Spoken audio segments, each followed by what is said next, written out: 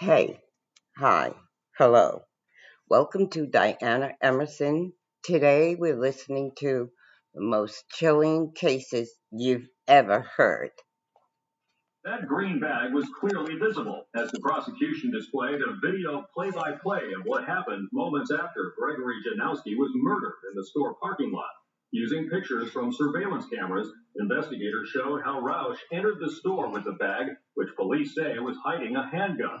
At one point, she even hugged a fellow employee. When police arrived, panicking customers ran out of the building. Not shown on video is when officers shot Rausch 4 times after they say she tried to shoot them. On March 30th, 2010, the sound of gunshots and police sirens shattered the regular peace of the residents of Tarpon Springs. There was an active shooter at Publix, a local grocery store. By the time the police could reach the scene, there had been a casualty. What could have pushed the shooter to murder someone? And why on that particular day? Today's case takes us to Tarpon Springs, a captivating city located in Pinellas County, Florida. According to the 2010 census, its population is recorded at 23,000 individuals. Tarpon Springs is known for its St. Nicholas Greek Orthodox Cathedral. It also offers numerous attractions and amenities for residents to enjoy. Tarpon Springs also has a crime rate that's slightly above the U.S. average. Violent crime is 27.8, surpassing the national average of 22.7. Despite these higher rates, Tarpon Springs remains a relatively safe city to live in. Like most cities, there are many grocery stores in Tarpon Springs, including the popular Publix, where Gregory Janowski worked. Gregory Janowski was born on June 6, 1969, and dedicated over 15 years of his life as a meat cutter at Publix, a renowned grocery store chain with locations across Florida, Alabama, South Carolina, Tennessee, Georgia, North Carolina, and Virginia. Gregory embraced the joys of family life. He was a devoted husband to his wife, Elizabeth, and a proud father to his daughter, Savannah. He also had 2 other children, but it's unclear if they were from a previous marriage or his marriage to Elizabeth. The time he spent with his family was cherished, as he valued strong bonds and nurtured relationships. At work, Gregory was known for his jovial and outgoing nature, and established strong connections with numerous regular customers who appreciated his friendly demeanor and exceptional skills. His ability to engage with people and create a welcoming atmosphere made him a beloved figure with the Tarpon Springs, Florida community where he worked. Despite his popularity, Gregory faced some opposition, as is often the case in any social setting. Gregory's charm wasn't for everyone. He worked with 41-year-old Arunya Rausch, who he reportedly used to make fun of on a daily basis. There was no love lost between Arunya and Gregory, and this conflict between the 2 colleagues ultimately paved the way for the tragedy that occurred. Arunya Rauch was born on May 10, 1968, and raised in Thailand. She was a hardworking team member at Publix. She worked in close proximity to Gregory Janowski. Arunya was married to Thomas Rauch, who was also a meat cutter at Publix, but at a different location. In the workplace, Gregory was known for his jovial nature and penchant for cracking jokes with his coworkers. However, Arunya did not share the same sense of humor and didn't find Gregory's jokes amusing. Unfortunately, Gregory often targeted Arunya with his jests and racial slurs, making unpleasant comments about her haircut and her petite stature, and suggesting that she should go back into her hole, which meant that she should return to her department. Feeling uncomfortable and disrespected, Arunya confided in her husband and family about Gregory's behavior. Arunya also reported the situation to her manager, hoping for some resolution. However, to her dismay, the manager did not take any action to address the issue. This lack of response left Arunya feeling unheard and unsupported in her workplace. Arunya's family, concerned for her well-being, encouraged her to escalate the matter beyond her immediate supervisor, urging her to speak to someone higher up within the company. However, rooted in a deep respect for authority and perhaps a fear of potential repercussions, Arunya hesitated to challenge the existing power structure. Tom, Arunya's supporting husband, took it upon himself to address the situation directly with Gregory. Tom met Gregory and informed him that he did not appreciate him making fun of his wife, and that it stressed her emotionally. However, Gregory simply dismissed his efforts and laughed in his face, further worsening the distress Arunya felt. The ongoing mistreatment began to take a toll on Arunya's mental well-being, causing her to experience increasing levels of depression. She found escape in sleep after work, but the growing unhappiness made each workday more burdensome. Despite her inner struggles, Arunya persisted in going to work, pushing herself to fulfill her responsibilities. The challenging work environment weighed heavily on her, making each day an emotional and mental battle. The lack of intervention from management only deepened her frustration and left her feeling trapped in a distressing situation. Over time, Arunya started creating scenarios in her head about how she would end the constant torture she was subjected to at work. On a seemingly ordinary day, March 27, 2010, Arunya arrived at work ready to begin her shift at 6 a.m. Known for her meticulous attention to detail, she liked arriving early and working off the clock to ensure that the seafood case looked perfect before clocking in. This was not uncommon for Arunya. However, it was a practice prohibited by the company. On that fateful morning, Gregory Janowski confronted Arunya about this behavior, expressing his concern as he believed it was his business if she was working outside of her scheduled hours. However, things quickly took a turn when Gregory threatened to report her for working off the clock. What transpired next would leave everyone present in shock and horror. Tension escalated, and an argument ensued between Arunya and Gregory while their co-worker, Donald Freevold, witnessed everything. According to Freevold, Arunya threatened Gregory, saying, "I will kill you." Gregory merely laughed it off, and Arunya approached him once again, drawing her finger across her throat, saying, "Where I come from, this is what we do to people like you." The tension and animosity between the two escalated, setting a disturbing tone for the tragic events that would later unfold. True to his word, Gregory reported Arunya's off-the-clock work to the manager. As a result, she received a written warning, but she adamantly refused to sign the form. By this time, Arunya was sick of what she saw as unfair treatment. There had been no warning for Gregory, who had been making fun of her for months, and now she was receiving a warning for fighting back. Arunya Rauch's hostility towards Gregory did not stop with verbal threats. Following the initial threat, Arunya's behavior continued to cause concern among her co-workers. She drew an X through Gregory's name on an employee's No barking. No. Arunya openly admitted her intention. No barking. These incidents raised alarm bells among those who had interacted with Arunya. When questioned by another co-worker about the act, Arunya did not deny it.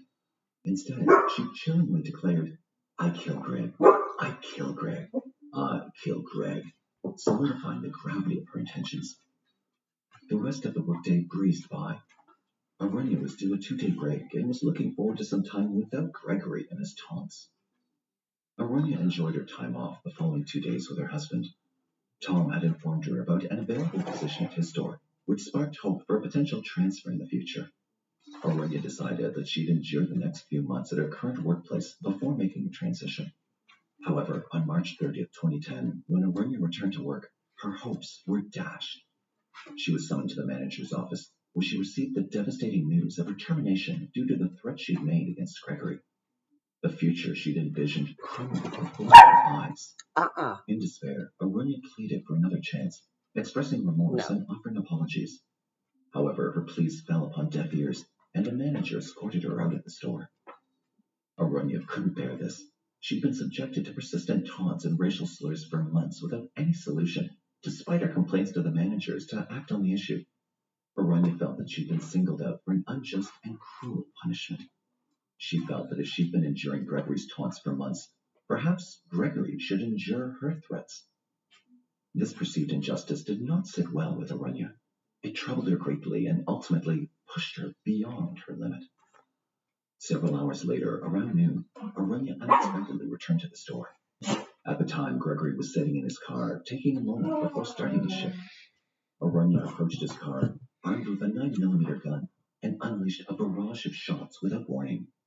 Gregory became the tragic victim, suffering 4 gunshot wounds, 2 to the chest and 2 to the head. After committing this heinous act, Arunya concealed the gun in a green shopping bag and entered the supermarket in search of additional targets. She headed upstairs towards the manager's office. Fortunately, the manager was absent, attending a business luncheon, unknowingly evading the imminent danger. Not finding him, Arunya then descended the stairs and encountered one of her former co-workers. This observant colleague noticed the gun in Arunya's bag and realizing the imminent threat, the co-worker quickly alerted other employees, igniting a No. desperate scramble Part for safety. Aranya's intentions were far from over as she sought another team member to target. However, she chose to remove a bullet from the chamber, potentially sparing another innocent life.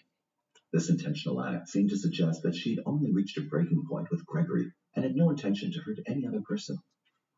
The alarmed team member managed to escape, immediately notifying the authorities of the within the store. The Tarpon Springs Police Department swiftly responded to the call, entering the store with guns drawn and prepared for the dangerous situation at hand. Their confrontation with Aranya did not end peacefully. She continued to fire at the officers, leading them to return fire. Aranya was struck 4 times in the exchange, effectively ending her rampage. She was immediately subdued, handcuffed, and found to be in critical condition. Emergency services were called, and she was airlifted to a trauma unit for urgent medical attention. The gravity of her actions forever altered the lives of those involved, leaving the community shaken and in disbelief. During this chaotic event, Tom, Aranya's husband, arrived at the store only to be taken into custody by the police. Due to the circumstances, law enforcement suspected his presence may have been an attempt to complete what Aranya had started, intensifying an already traumatic situation. However, he was later released when it was determined that his intentions were pure. After spending 44 days in the hospital recovering from her injuries, Aranya was transferred to jail to await her trial. The actions she'd committed left her family baffled and struggling to comprehend the magnitude of what she'd done. While they were aware of the taunts she endured at work, they never anticipated that she would reach her breaking point and carry out such a horrific act. For 2 long years, Aranya languished in jail as she awaited her trial, which finally commenced in 2012. The truth behind Aranya's actions were examined in detail during the trial. Testimony during the trial revealed a pattern of threatening behavior exhibited by Aranya leading up to the murder. 2 employees testified that Aranya had previously threatened to kill them during heated arguments. In one instance, Aranya even expressed her intent to slit a man's throat, leaving witnesses deeply disturbed by her alarming statements. The defense team, led by attorney George Tragos, opted to pursue an insanity defense. They argued that she was not of sound mind at the time of the shooting, emphasizing the torment she'd allegedly endured from Gregory Janowski. They told the court that the racial slurs and derogatory remarks directed at Aranya compounded her suffering. When they were calling her in the back room and telling her to do her ninja skill moves on people, teasing her, saying that she looked like a boy with her new haircut. The defense contended that the cumulative impact of these experiences and her subsequent termination led to a severe mental break, rendering her incapable of distinguishing right from wrong. They argued that she was plagued by auditory hallucinations, commanding her to confront those who'd wronged her. During the trial, an additional detail emerged that further painted a disturbing picture. It was revealed that the day she was sacked from her job, Aranya had erupted in a violent outburst, explicitly informing the managers that she would return to kill Gregory. Shockingly, this information was not relayed to Gregory, leaving him unaware of the dangerous threat looming over him. During the court proceedings, Aranya's boss, Ron Schmielors, took the stand and provided a chilling account of what happened. He informed the jurors that after Aranya shot Gregory in the store's parking lot, she returned to the store with the intention of shooting some of her former colleagues. However, she removed a bullet from the gun, averting further bloodshed. Surveillance images showed the manager, Schmielors, fleeing, followed by a picture of Aranya holding a handgun with a green Publix bag draped over her arm. The court also heard testimony from Officer Clyde Thornton from the Tarpon Springs Police Department, who described the tense situation he encountered while tracking down Aranya inside the store. He recounted running towards the commotion, hearing gunshots, and frantically calling out if everyone was all right. Eventually, someone shouted, "She's down," bringing a sense of relief and revealing the situation's severity. Aranya's attorney, George Tragos, asserted that she'd been an exemplary team member at the Tarpon Springs store. However, he argued that her termination profoundly impacted her mental state, pushing her to a point where she wanted to die and sought to take her enemies with her. Tragos suggested that Aranya engaged in a gunfight with the police, hoping for a lethal outcome, a phenomenon known as police-inflicted death, which he argued was the behavior of an individual who had temporarily lost their sanity. Prosecutors painted a different picture, asserting that Aranya harbored a deep hatred for Gregory due to his involvement in her termination. They claimed that Aranya meticulously planned the shooting mere hours after losing her job, equipping herself with a gun and ammunition before returning to the store. They argued that her intent was clear, to accomplish what she'd set out to do. Testimony from witnesses, including a Publix employee present at the store on that fateful day, further supported the prosecution's narrative. But the proceedings had not been without its own tensions. During the trial, an unsettling turn of events occurred when Arunya's attorney halted the proceedings to inform the judge of her alleged mistreatment in jail. George Tribus claimed that Arunya had been subjected to torture, with her belongings, including her underwear and sheets, forcibly removed, making it impossible for her to sleep. Really depriving her of basic civil rights to be basically tortured when she goes back to her cell on the second day of her trial. And I don't understand it. Shockingly, the judge stated that he could do nothing to address the situation. In the bustling cafeteria before the courtroom, Tom Rausch, the husband of Arunya Rausch, sat alone at a round table, consumed by thoughts of what could have been. Seeking peace by trying to read a book, his mind remained fixated on the trial. Upstairs, Arunya was being tried for murder, and Tom, the last witness, prepared to defend her sanity and testify that she wasn't a cold-blooded killer. Finally, a bailiff called his name, signaling the moment he'd been waiting for. Tom Rausch began recounting the importance of his wife's job in the seafood department at a Publix store in Tarpon Springs. He described how Arunya had confided in him about a coworker named Gregory Janowski, who'd become a source of torment in her life. Gregory consistently picked on her, criticized her work, and subjected her to taunting remarks. Tom had confronted Gregory about the issue, but got no positive response. I asked him, I said, Greg, why can't you leave my wife alone? She's never done anything to you. Leave her alone. And he just looked at me, laughed, and walked away. Reflecting on the weekend before the tragic event, Tom remembered Arunya's apparent normalcy and happiness. They spent time together shopping at a nearby Vietnamese flea market, and she even got a new haircut. Arunya even surprised him by baking a cake and topping it with syrup and cocoa. Their plans for the evening involved savoring steaks and sharing a few beers, a celebration of what they believed was a promising future. However, the idyllic atmosphere shattered around noon on March 30th, 2010, when a manager at Tom's store urgently called him, informed him about the shooting, and instructed him to contact the Tarpon Springs police. Initially, he was unable to fathom the idea that she'd commit such a violent act. He struggled to accept the reality of the situation, hoping against hope that the victim was someone other than Gregory Janowski. His disbelief was a testament to his unwavering faith in his wife's character. He hurriedly rushed to the store, arriving just as she was being escorted away. Lulu. Tom's testimony stretched on for over an hour. He simply believed that she reached a breaking point, a profound psychological fracture. Arunya Rausch, who had entered a plea of not guilty by reason of insanity, did not take the stand to testify. Tom held the management accountable, believing that they'd played a dangerous game, akin to Russian roulette, with Gregory's life, and this heartbreaking event was the inevitable result. To substantiate the insanity defense, the defense team, led by attorney George Tribus, presented expert witnesses who had examined Arunya's mental state on the day of the shooting. While one expert testified that Arunya was indeed insane at the time, at least 3 others refuted this claim, asserting that she was fully aware of her actions and their consequences. The courtroom drama had reached its zenith, leaving Arunya Rausch's fate in the jury's hands. You know that she shot 3 times at the law enforcement officer? Go back. Yes, she did. No, go back. Go on. That's pretty clear that she wanted to shoot the police, isn't it? It's fair that she wanted the police to shoot her, too. Do you have an opinion about whether or not she knew right from wrong? Before she shot Greg, I thought that she was... My space. She didn't. Arunya displayed different emotions throughout the trial proceedings, from sitting stoically with crossed arms to sobbing when the insanity defense was raised. As the trial progressed, it became evident that the courtroom would bear witness to the harrowing details surrounding the murder of Gregory Janowski and the psychological state of Arunya Rausch during that pivotal moment.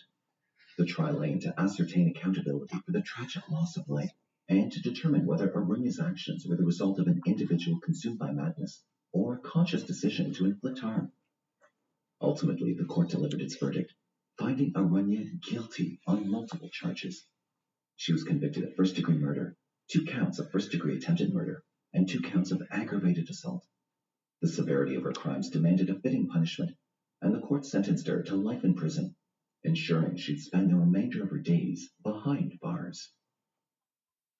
The devastating impact of Arunya Rausch's actions left her family searching for answers. They confirmed that she'd never disclosed the true motives behind her actions, which left them perplexed and deeply saddened. While it can be argued that Gregory should have heeded Arunya's pleas to stop, it's important to emphasize that his tragic fate, being shot and killed, was undeserved. The role of the managers in this unfortunate chain of events was also placed under scrutiny.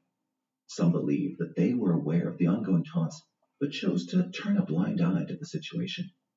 Their inaction raised questions about their responsibility to intervene and protect their employees.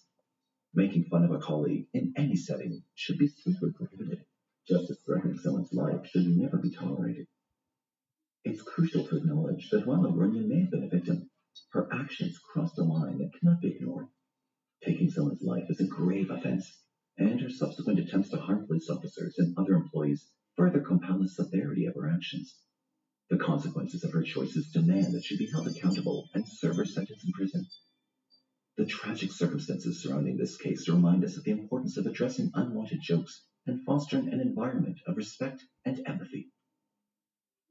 This case emphasizes the need of working together in mutual respect and understanding. By doing so, we can create a society where no one feels the need to resort to violence and lives can be spared from such devastating outcomes. Do you think that Arunya's actions were justified? Do you think that sentence represents the severity of her crime? Let us know what you think in the comment section.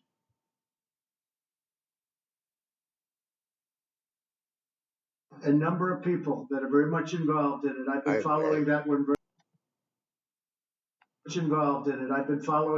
very closely. It breaks your heart to watch it. It breaks your heart. And certainly the video was a terrible looking video to me.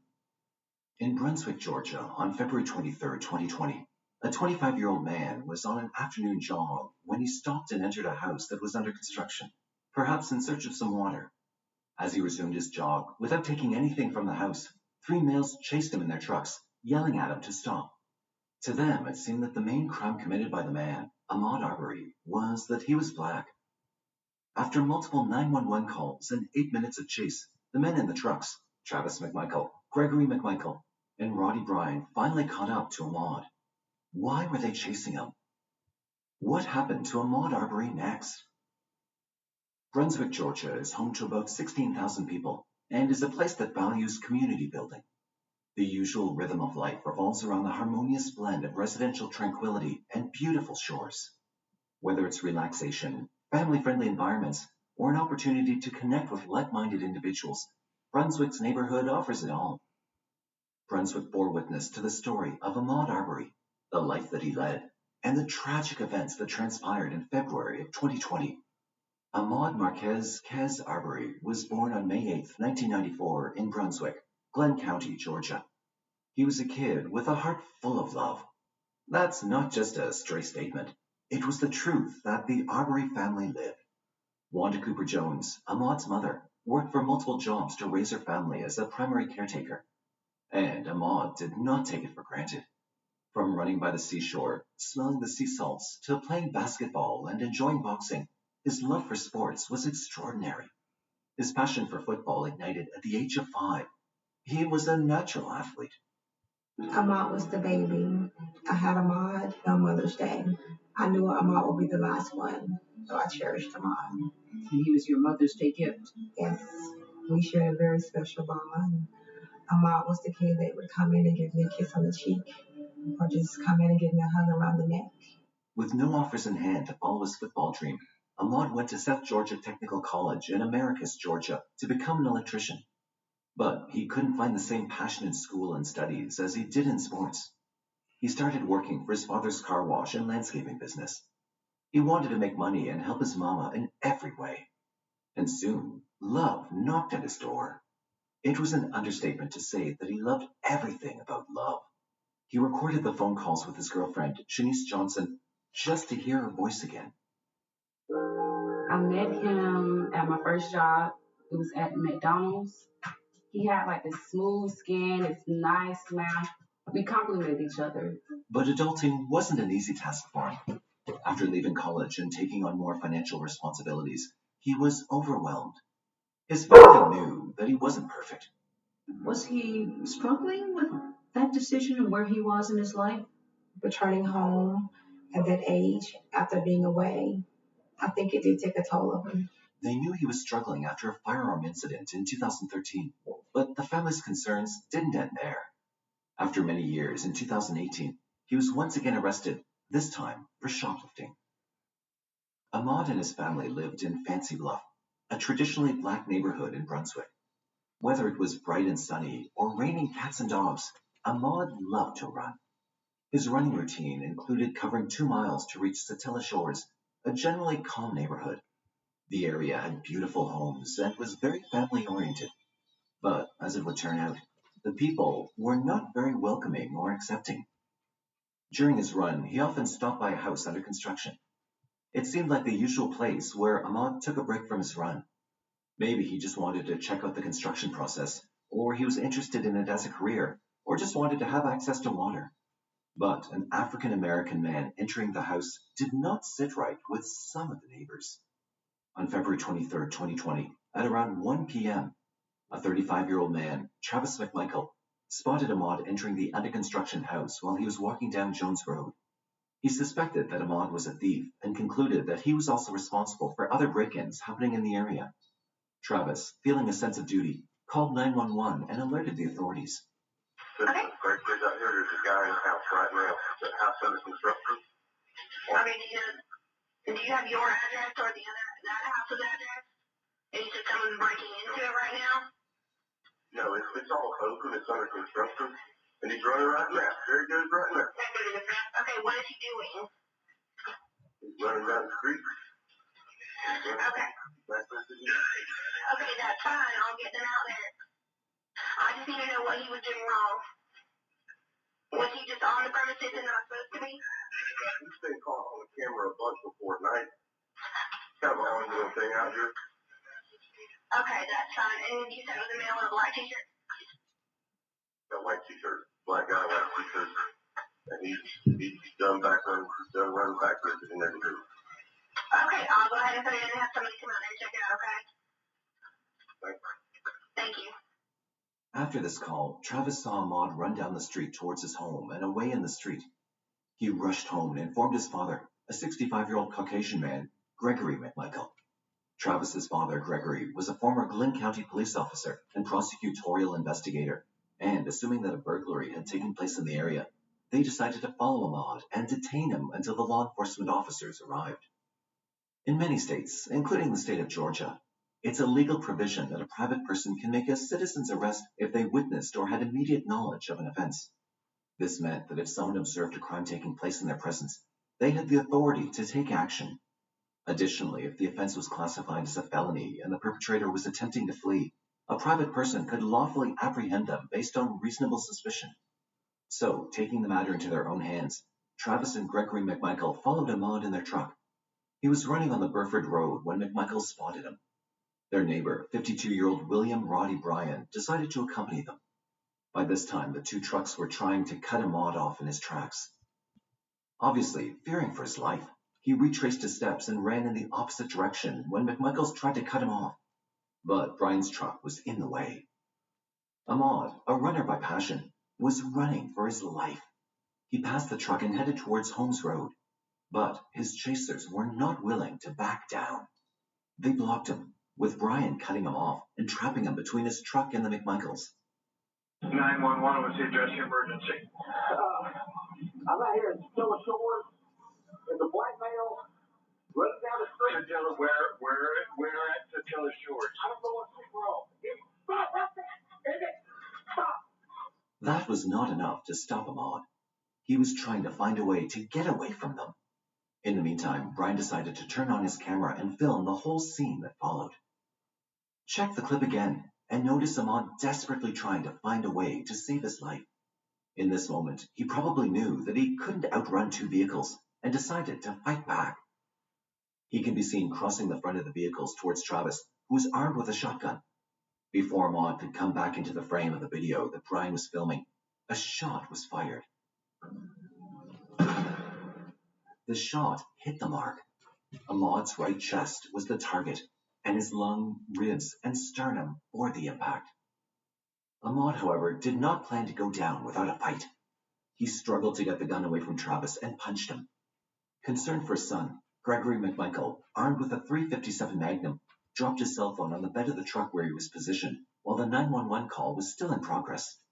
Another shot was heard, but the two men had wrestled off the road by then. The very next second, Ahmaud could be seen punching Travis again. No doubt he would have been in excruciating pain and very weak due to blood loss. But the fight was still on. Travis had enough and he fired the third shot. This time, the bullet hit Ahmaud in his left upper chest. He could be seen running, struggling and fighting back for a mere second before he collapsed on the ground.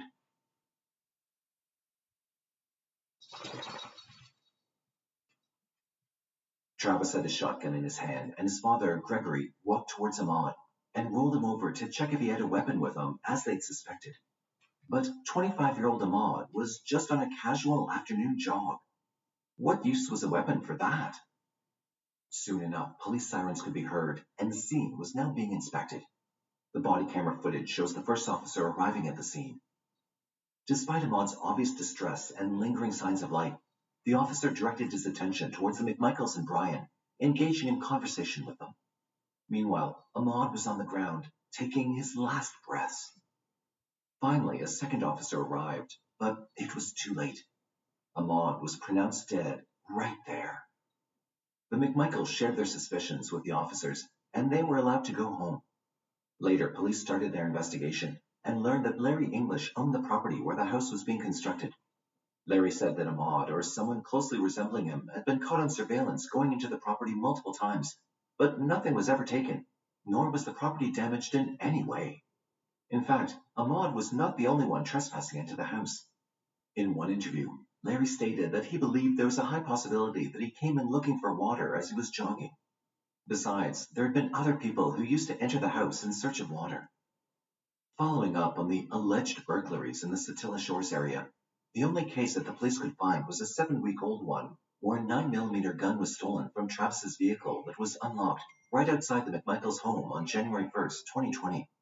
The incident, which initially looked like a sincere attempt by the citizens to alert the police of their suspicions, was slowly turning to be more sinister. According to the autopsy report released by the Georgia Bureau of Investigation, GBI, it was determined that Ahmaud Aubrey's death was classified as a homicide. The cause of death was attributed to 3 gunshot wounds sustained during the struggle. The report detailed the locations of the gunshot wounds, with one in the upper left chest, another in the lower middle chest, and a graze wound to the right wrist, described as a deep gaping injury. The autopsy findings also revealed that there were no traces of alcohol or drugs, except for a minimal amount of THC, the psychoactive component of cannabis, which was present in Aubrey's system. On February 23, 2020, the day that Ahmaud died, his mother, Wanda, was returning from training in Dallas when her phone rang. It was a call from a police officer. Ahmaud was committing a burglary. He was confronted, and in that confrontation, there was a struggle over the firearm, and Ahmaud was killed. The Aubrey family couldn't believe that their beloved Ahmaud was no more. His last words to his mother were, "I love you," and to think that no one would ever hear him say that again was painful. That's not him. I knew that wasn't him. So nobody was satisfied with this idea that he was shot and killed during a burglary? No. My brother's one of the trustworthiest people that I know. I didn't believe it. He was buried in New Springfield Baptist Church Cemetery in Alexander, Burke County, Georgia. Jackie, this is Greg. Could you call me as soon as you possibly can? My son and I have been involved in a shooting, and I need some advice right away. So please call me as soon as you possibly can. Thanks. Bye. Just a day after the tragic incident, on February 24, 2020, Brunswick Judicial Circuit District Attorney Jackie Johnson made the decision to recuse herself from the proceedings, citing the involvement of Gregory McMichael, a former investigator in her office. However, it wasn't until 3 days later, on February 27th, that the Georgia Attorney General's office received a letter from Johnson formally requesting the appointment of a new prosecutor. Now the responsibility for the case fell into the hands of District Attorney George Barnhill from the Waycross Judicial Circuit. The developments surrounding the handling of the case took another twist when District Attorney George Barnhill, who had taken over the prosecution, sent a letter to the Attorney General, Chris Carr's office, on April 7th. In his letter, Barnhill disclosed his own conflict of interest. revealing that his son had worked in Jackie Johnson's office, which had previously collaborated with Gregory McMichael on a prior prosecution involving Arbery, although the details and timing of that previous case were not specified. It was discovered that Barnhill had provided an initial opinion to the Glynn County Police Department on the day after Arbery's death, expressing his view that there were no grounds for the arrest of the individuals involved and referred to their actions as perfectly legal. This revelation raised concerns about potential bias and further fueled the controversy surrounding the case. On April 13, 2020, the Attorney General's Office appointed Atlantic Judicial Circuit District Attorney Tom Durden to handle the case. Did you think you'd really be able to get justice as a black woman in a small Georgia town? I knew the odds of getting justice for Ahmaud was not on my side. I knew that. Ahmaud was killed on a sunny Sunday afternoon, and no one went to jail. On May 5th, No 2020, barking. the world was about to be shaken No by barking. a revelation. It all began with a mysterious leak. The video footage exposing the chase involving Ahmaud and a group of men in their trucks was released to the public. The leaked footage, initially unveiled by WGIG, a local radio station in Georgia, ignited a wildfire of public outcry. The revelation was the catalyst that compelled the Georgia Bureau of Investigation to intervene. As the layers of secrecy peeled away, the identity of the source behind the explosive video emerged: a criminal defense lawyer, Alan Tucker. Shortly thereafter, the wheels of justice began to turn, but the public outcry was already in place. From the general public to prominent figures, everyone was shocked by the incident. The then U.S. President Donald Trump addressed the issue in one press conference, saying, A number of people that are very much involved in it. I've been following that one very closely. It breaks your heart to watch it. It breaks your heart. And certainly the video was a terrible looking video to me. The GBI wasted no time in taking charge of the case and swiftly gathering evidence against Gregory and Travis McMichael. Within just 36 hours, the GBI found enough probable cause to charge McMichaels with felony murder. The consequences of their alleged actions caught up with them on May 7th, as they were promptly arrested and booked into the Glynn County Jail. The next day, on May 8th, 2020, what would have been Ahmaud's 26th birthday, the McMichaels stood before a judge, hoping for their release while the people of Brunswick gathered to celebrate Ahmaud's birthday. The McMichaels' request for the bond was squashed by the judge. Due to the extensive nature of the investigation, Prosecutor Durden requested a reassignment of the case to a prosecutor with a larger staff. As a result, the Georgia Attorney General's Office transferred the case to the Cobb County District Attorney's Office, led by Joyette M. Holmes, on May 11, 2020. 2 arrests were not enough when another person involved was walking free. So on May 21, 2020, William Roddy Bryan was charged with felony murder and attempt to commit false imprisonment. All 3 would be tried together in a joint trial. During the preliminary hearing on June 4, 2020, the prosecutors spent no time in bringing up the racial aspect of the case. They highlighted the statement that Travis McMichael made while Ahmaud was dying on the street. Travis called him a fucking nut, according to Bryan. The men had also told police that Ahmaud was trapped like a rat as they chased him, and Gregory McMichael admitted, "I don't think the guy has actually stolen anything out there." In a July 2020 hearing, the 3 defendants chose to waive arraignment and entered pleas of not guilty. The lead prosecutor revealed significant evidence, including the discovery of Ahmaud's palm print on the side of Bryan's truck, as well as the presence of racist remarks and texts retrieved from Bryan's cell phone. As the hearing came to a close, the judge made a decisive ruling, denying bond to Bryan. The highly anticipated trial of McMichaels and Bryan commenced on October 18, 2021, in the Superior Court under the watchful eye of Judge Walmsley. The initial phase of jury selection began, a crucial process in ensuring a fair trial. After an arduous journey, on November 3, 2021, the selection of the jury was finally completed. 12 jurors and 4 alternates were chosen, forming the panel that would determine the outcome of Ahmaud Arbery's case. After the trial was concluded, an intense period of deliberation started, spanning 2 days. Finally, the jury reached a verdict on November 24, 2021. For a grueling 12 hours, they carefully weighed the evidence and considered the fate of those involved in the case. The verdict was guilty. As to Travis McMichael.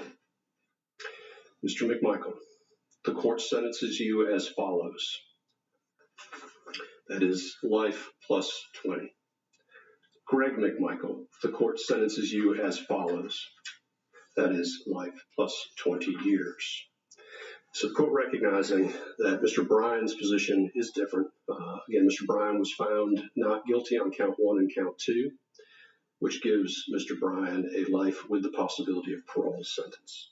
On August 23, 2022, the McMichaels and Bryan were transported to the Georgia Diagnostic and Classification State Prison. The names of Ahmaud Arbery, Breonna Taylor, and George Floyd became synonymous with the Black Lives Matter movement. These individuals tragically lost their lives at the hands of white individuals, representing the persistent and systemic issue of racial injustice.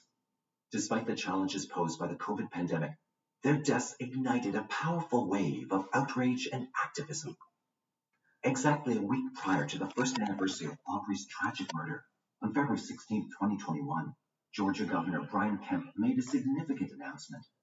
In a move to address the underlying issues surrounding the case, Governor Kemp declared his intent to introduce legislation aimed at amending the state citizen arrest law. Recognizing the need for change, the bill to repeal the citizen's arrest law successfully passed through the legislature. Finally, on May 10, 2021, Governor Kemp signed the bill into law, bringing about a crucial amendment that would have a lasting impact on future cases. In a powerful and symbolic gesture, the Georgia General Assembly took a momentous step on February 2, 2022. They officially designated February 23rd as Ahmaud Arbery Day, a date that would forever hold significance within the state. The Assembly encouraged individuals to participate in an annual commemorative act of solidarity by running 2.23 miles on this day, serving as advocates for racial justice and equality. On August 9, 2022, city officials made a heartfelt decision to honor his legacy. Every intersection along a 2.7-mile stretch of Albany Street was adorned with the sign, Honorary Ahmaud Arbery Street. People from all walks of life were deeply disturbed by the death of Ahmaud Arbery and all victims of hate crimes. People took to the streets in protest. They marched, rallied, and raised their voices to demand justice not only for Ahmaud Arbery, but also for countless others who had been victims of racial violence and discrimination. The collective outcry reverberated across the nation, with people united in their determination to address the deep-rooted inequalities that persist within society. What do you think about Ahmaud Arbery's death? Do you think the tragedy could have been averted if the laws were different at the time? Let us know your thoughts. We'd love to hear from you.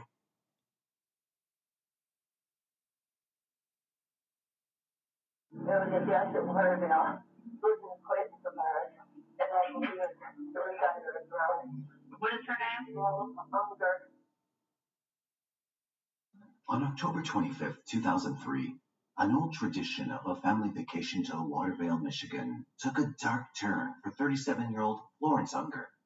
The mother of two was found floating face down in the waters of Lower Herring Lake. There was no evidence, no witness, no clues, and no leads. There is not one single eyewitness to anything. There are no confessions. There are no fingerprints.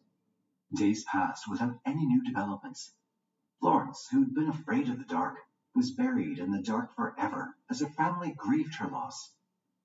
When suspicion started building towards one person, the close-knit community of Huntington Woods, Michigan, found itself engrossed in the most significant trial it had ever witnessed, and the many questions that were left to be answered. How had a family vacation gone so wrong? How had Florence ended up in the water? Huntington Woods in Oakland County, Michigan, is located about 12 miles northwest of downtown Detroit.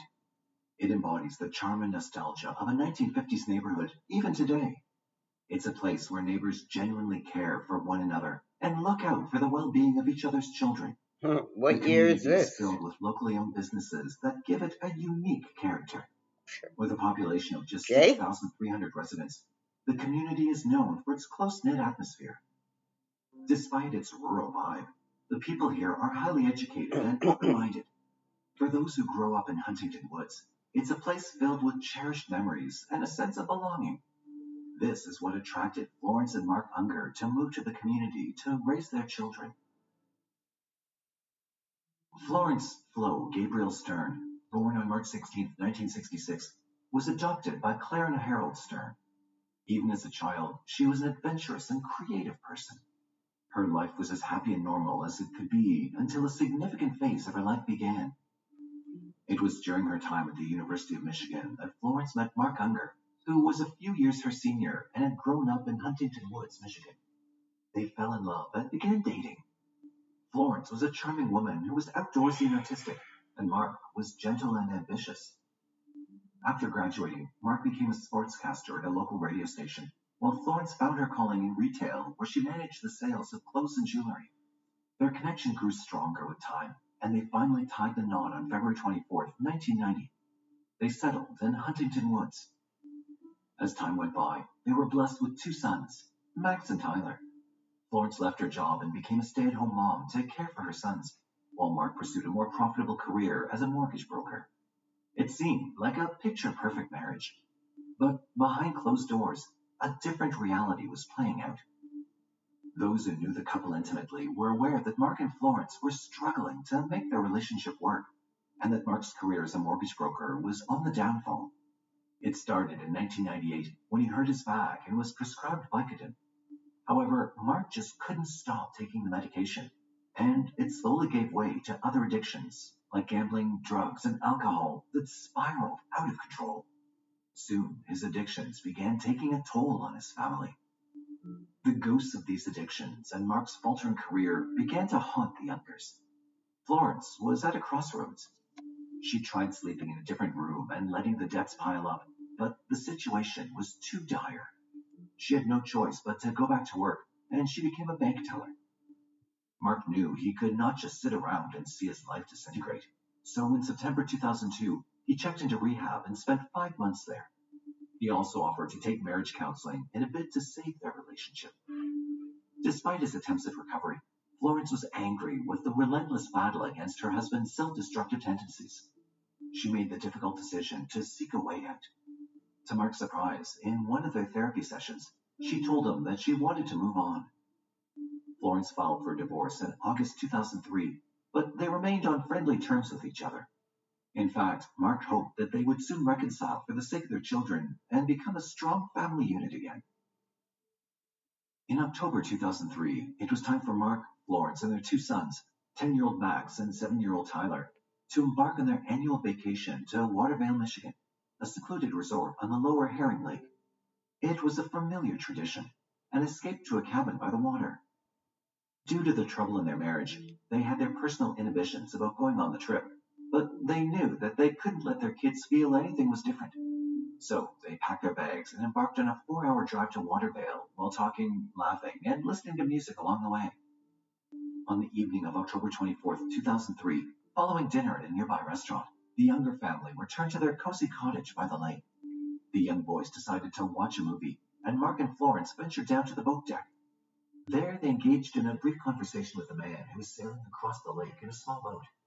Darkness began to descend, but Florence was not yet ready to leave the deck, so Mark returned to the cabin alone, keeping company with their boys. Once their sons were tucked in for the night, Mark went outside to check on Florence, but she was nowhere to be seen. He looked around and saw that the lights were still on inside the cabin of Lynn and Maggie Duncan, who were part owners of the resort and also friends with the Younger couple. Mark assumed that Florence had gone there to spend some time with the Duncans. He retired for the night and went to bed. However, when he woke the next morning, on October 25th, 2003, Florence was still absent from their cabin. At around 7:30 a.m., Mark called the resort owners, Lynn and Maggie Duncan, to inquire about Florence's whereabouts, but even they didn't have any answers. Surely, a 37-year-old woman could not have disappeared from the resort. Even if she'd left the area on foot, someone would have seen her. As it slowly became clear that nobody knew where she was, full-blown panic began to creep in. The Duncans started the search immediately. The obvious location to check first was where she was last seen, at the boat deck. They went there to look for clues, only to make a chilling and tragic discovery. Florence was floating face down on the waters of Lower Herring Lake below, dead.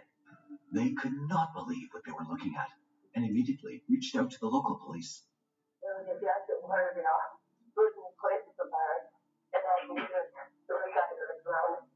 is her name? As Maggie dialed 911, Lynn made his way to Mark's cabin. He found Mark between his cottage and the boat deck and said, "Mark, she's in the water. You're not going to like it." Florence was already dead and cold when Mark ran into the lake. He tried to pick her up, but when he saw blood on her body, he just couldn't hold her and dropped her again.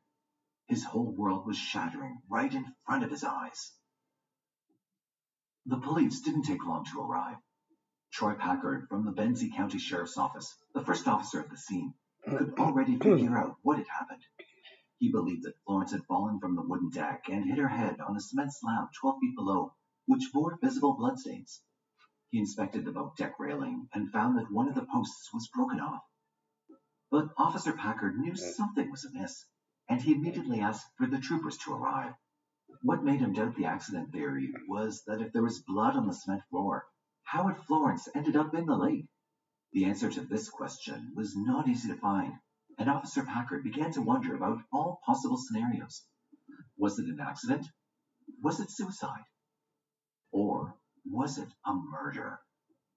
When the detectives arrived, they were also puzzled by the mystery of the bloodstain on the cement floor. Florence could have jumped off the railing, or she could have just slipped and fallen to her death. But who'd pulled her lifeless body all the way from the cement slab to the water? They needed answers. Naturally, the first person they went to for assistance was Florence's husband, Mark, but he looked too shaken to comprehend what was happening. Every question that the detectives asked him was repeatedly met with, "I don't know." But suspicion was slowly building around him. Even though the officers were doing their standard investigation of the scene, everyone kept a watchful eye on Mark. Something was odd. Mark's distraught behavior seemed evasive now. Officer Packard observed Mark engaging in a flurry of cell phone calls, often interrupted by call waiting.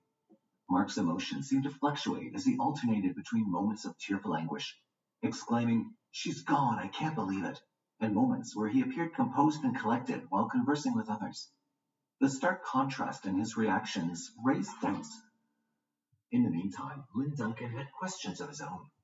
When he'd informed Mark about Florence being in the water, he'd never said she was in the lake. But then, how had Mark known the location of the body already? Why had he run straight in that direction? The moment Mark had jumped into the water to pick up Florence, Lynn had said to himself, "My God, he did it." By the end of that fateful day, Mark was at the top of the police's suspect list. Florence's body was sent for an autopsy examination, and the report was consistent with the ongoing mystery. The medical examiner noticed that she'd suffered severe head trauma, probably by hitting the cement slab, but that was not how she died. The cause of her death was drowning. There was plenty of fluid, and that was the result of her active inhalation of the water from the lake because she was submerged. As time passed, the investigation appeared to reach a standstill. No charges were brought against Mark because all the evidence was circumstantial. In the midst of it all, a bitter custody battle began as Mark fought fiercely to regain custody of his sons from Florence's parents, who'd received temporary custody. Florence's parents stood their ground, fighting back to protect their young grandchildren, even as they mourned the loss of their beloved daughter. Florence's mother, Claire Stern, wanted everyone to focus on the investigation first. She and her husband, Harold, believed that Florence's death was no accident or suicide. It was a murder. There's no way that she could have contemplated suicide for a number of reasons. Number one, she would never have left her children parentless. Mark was aware of the situation he was in as the prime suspect. He wasted no time in hiring a formidable defense attorney, Bob Harrison, known for his expertise in handling more than 100 murder cases. Asserting that Florence's death was a devastating accident, Mark willingly underwent a lie detector test, administered by a retired police polygrapher held in high regard. To everyone's surprise, he successfully passed the test. The prosecution was building its own case against Mark under the leadership of attorney Donna Pendergrast, known as Michigan's best prosecutor. In May 2004, 7 months after their Watervale trip, Mark was accused of premeditatedly murdering his wife. He was arrested outside his home while leaving for a baseball game. In Michigan, a conviction for first-degree murder carries a mandatory life sentence without the possibility of parole, ensuring imprisonment until death. At his arraignment, Mark initially tried to represent himself when his defense attorney was late, but he was denied bond. Later, with the assistance of his defense attorney, Bob Harrison, Mark pleaded not guilty to all charges. After hearing arguments from the attorney, the judge set his bail at $100,000, providing some hope for Mark's release as he faced the legal proceedings ahead. This was not an open and shut case. While prosecutor Pendergrast had a track record of 98% success, she knew this case was going to be a tough one. They didn't have any concrete evidence against Mark, and her opponent Bob Harrison was just as good. So, without any hardcore evidence in the form of fingerprints or DNA, the stage was set for a marathon trial, spanning almost 9 weeks. If the story so far had been complex, it was nothing in comparison to the course that Mark Unger's trial took. Detailed pathology reports, a meticulous reenactment of Mark's path to the water, a wooden replica of the deck railing, and vivid animations of Florence's fall all served to draw vastly different conclusions. Each side presented evidence that contradicted the other side. The initial phase of the proceedings included a field trip to Watervale. The prosecution presented their version of events that had transpired that fateful night. They alleged that Mark and Florence had a heated argument on the deck of the boathouse, resulting in Mark pushing his wife and causing her to fall 12 feet onto the hard cement below. Though unconscious, Florence was still alive. He left her there to go and tuck his children into bed. This was the moment that the prosecutors tried to highlight as proof that Florence's murder was premeditated and deliberate. An hour later, Mark returned to the boat deck, where he ultimately took Florence's life by pulling her into the water, where she drowned. Multiple witnesses were called to testify, and they all said the same thing. When Florence's body was found, Mark was very upset and even sobbing uncontrollably at times, but nobody had seen a single tear. According to the officers present at the scene, Mark had repeatedly said, "I just want to leave." And in the hours following his wife's death, he'd already packed up the bags. Now the question arose, was this enough to convict Mark of the crime? Obviously not. But Prosecutor Pendergrast had one solid piece of information up her sleeve. Mark claimed that Florence had wanted to stay out for a little longer that night while talking on the boat deck. But the thing was, Florence had been terrified of the dark. How and why would a woman afraid of the dark stay out alone during pitch-black nighttime in an unknown area? Apart from that, there was another lead. The police had found a single paint stain on Mark's shoes, and it matched the paint on the deck railing. The prosecution argued that there was a high possibility that Mark had kicked the railing to break it, in order to make it look like Florence had fallen off the deck. We believe Mark kicked that railing, and the paint stuff on his shoes certainly would suggest that. The efforts of the prosecution team did not end there. They dug up the history of the Unger couple and discovered that by mid-October of 2003, the divorce case between them had turned ugly. Mark had expressed his intention to gain custody of the children and keep the house while providing minimal alimony. These threats deeply unsettled Florence, and she shared her concerns with friends. She declared that she'd rather live in a box than allow Mark to take the children away from her and seize the house. She also said that if pushed to the extreme, she'd have to get nasty during the divorce proceedings to protect her rights and the well-being of their children. During a court hearing just days before her death, on October 21, 2003, Florence demanded the disclosure of all records detailing Mark's gambling debts and drug addiction against his pleas.